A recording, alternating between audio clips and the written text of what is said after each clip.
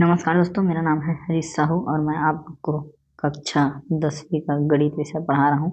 दोस्तों, हम पढ़ रहे हैं अध्याय 10 जिसका नाम है ऊंचाई एवं दूरी, हाइट एंड डिस्टेंस। तो ये इस अध्याय का अंतिम वीडियो है दोस्तों, जो कि हमने सीखा है, ठीक है, जो कि सारांश है, ठीक है, पाठ का सारांश है। तो दोस्तों, आप इस अध्याय को पूरा पढ़ने के बाद कम से कम इस वीडियो में जो मुख्य तथ्य दिए गए हैं उसे आप याद रखें, ताकि आने वाले समय में ये आपको काम आएगा हमेशा, ठीक है। इसको देखा ही कीजिए आप, हर अध्याय का डलता है हमने सीखा वाला वीडियो, ठीक है। तो देखिए कि हमने इस अध्याय में क्या क्या सीखा। तो पहला टॉपिक है कि त्रिकोणमितीय अनुपातों की मदद से हम पेड़ों, भवनों, मीनारों, ग्रहों, तारों आदि में पारस्परिक दूरी व ऊंचाई निकाल सकते हैं, ठीक है। हम इसकी सहायता से मीनार या भवन, ठीक है, या तारों, किसी का भी ऊंचाई है ना, ऊंचाई और दूरी को याद कर सकते हैं, ठीक है। इस अध्याय के उदाहरणों और प्रश्नों में हमने देखा कि हम किस प्रकार से कोई भी भवन, मीनार, गुब्बारा इत्यादि का हम क्या कर सकते हैं, दूरी और ऊंचाई को याद कर सकते हैं, ठीक है। और दूसरा चीज़ है दृष्ट रेखा। तो ये बोलता है प्रेक्षक की आंख से प्रेक्षक द्वारा देखी गई वस्तु को मिलाने वाली रेखा होती है, ठीक है। तो दृष्ट रेखा क्या होगी, यहाँ पे समझिए आप। दृष्ट रेखा, ठीक है।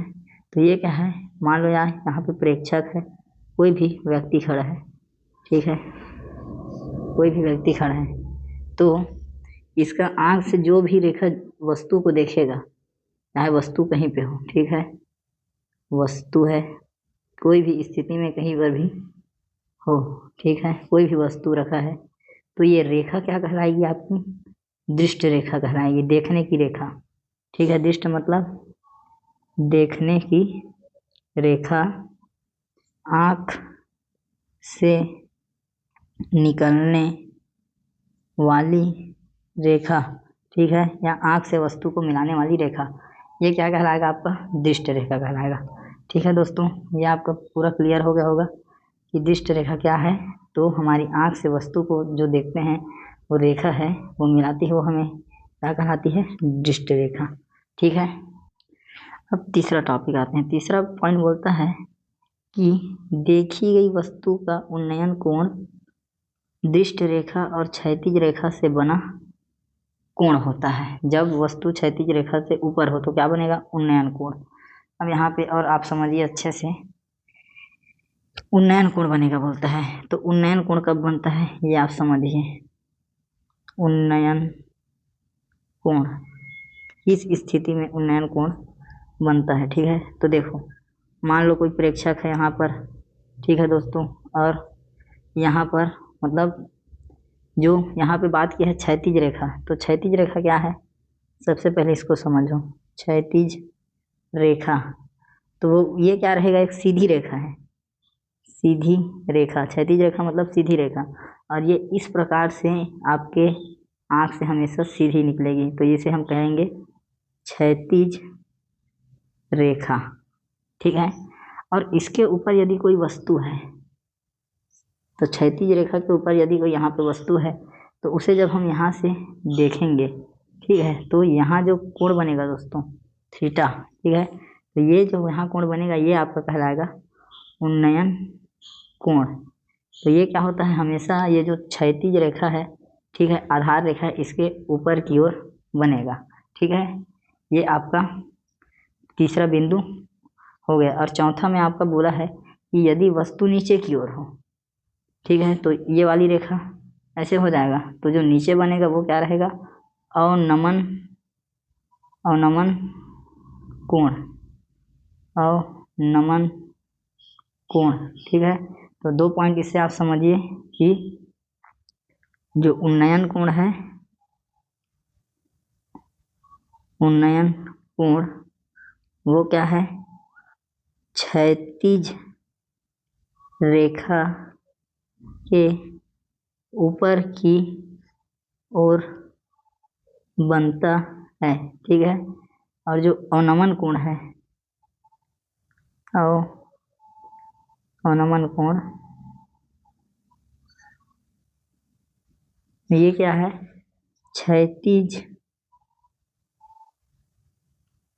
रेखा के नीचे की ओर बनता है। ठीक है, इसमें क्या रहेगा, वस्तु ऊपर की ओर रहेगा इसलिए, और इसमें क्या रहेगा, वस्तु नीचे की ओर रहेगा। ठीक है दोस्तों, तो इस प्रकार से ये आपका जो तीसरा और चौथा बिंदु है ये क्या हुआ, हमारा कंप्लीट हुआ। ठीक है, अब आगे बढ़ते हैं, आगे और है हमारे पास। तीसरा चौथा हमारा हो गया, पांचवा को देखते हैं।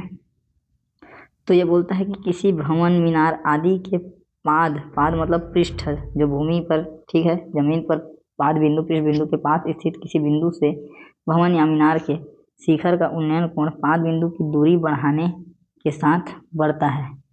ठीक है, तो देखो क्या बोल रहा है कि मान लो यहाँ पर कोई व्यक्ति खड़ा है या कोई बिंदु है, कोई भी व्यक्ति यहाँ पे खड़ा है। ठीक है, अब दोस्तों एक यहाँ पर क्या है, कोई भी मीनार है, मान लो ये हमारा मीनार इस प्रकार से, ठीक है, मीनार है। अब इसके आंखों से हम बात करेंगे रेखा की, तो इसका दो कोण बनेगा ऊपर की ओर। अगर इसके शिखर की बात करेंगे तो अब ये अवनमन कोण की बात कर रहे हैं, तो यहाँ से ये क्या है, इसका दूरी है, और यहाँ से जो उन्नयन कोण बनेगा थीटा, ठीक है, ये इस प्रकार से बनेगा उन्नयन कोण। अब इस स्थिति में जब हम दूरी को बढ़ाएंगे तो क्या होगा, देखिए दूरी को जब हम बढ़ाएंगे, इधर और बढ़ा देते हैं, मान लो कि दूरी बढ़कर यहाँ से यहाँ आ गया। ठीक है, यहाँ आ गया तो यहाँ से अब ऐसे जाएगा। ठीक है, तो यहाँ पे देखो झुकाव ज़्यादा है और यहाँ पे क्या हो रहा है, कम हो रहा है कोण का मान। ठीक है, तो यहाँ पर क्या बोलता है कि दूरी बढ़ाने पर कोण का मान कम होता है। ठीक है दोस्तों, जब दूरी को बढ़ाएंगे तो क्या होगा, कोण का मान कम होगा।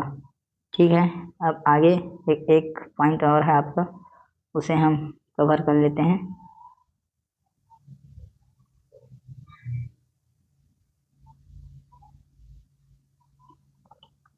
छठवां, किसी भवन, मीनार आदि के शिखर से उसके पाद के स्थित किसी बिंदु के अवनमन कोण का मान पाद के बिंदु दूरी बढ़ाने के साथ साथ घटता है। अब अवनमन कोण का मान भी घटता है। ठीक है, मतलब दूरी बढ़ाने पर, ठीक है, पाद से बिंदु, तो दोनों की स्थिति में जब दूरी बढ़ता है तो क्या होता है, चाहे अवनमन कोण हो चाहे उन्नमन कोण हो, तो क्या होगा, मान घटता है। ठीक है, अवनमन कोण या उन्नयन कोण, ठीक है दोस्तों, कोण अगर वस्तु से दूरी बढ़ाने पर मान घटता है। ठीक है, तो दोस्तों इस अध्याय में जो भी तथ्य दिए हैं, इस वीडियो में जो भी मैंने आपको बताया है, वो एक सार के रूप में है।